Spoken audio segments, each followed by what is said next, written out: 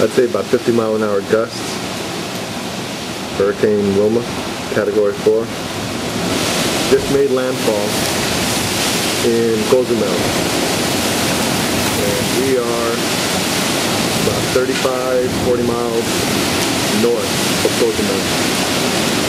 Forecasters don't know if it's just going to clip the northeastern side of the Yucatan and go up through the Yucatan Channel up to Florida, or is it going to go through the Yucatan.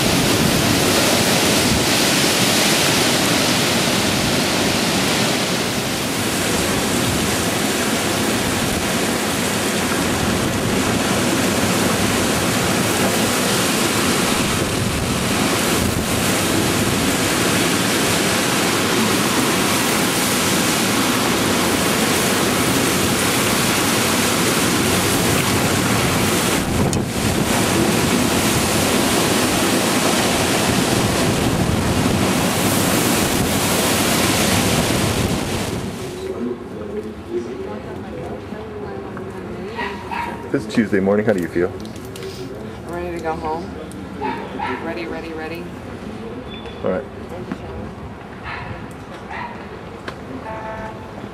Oh.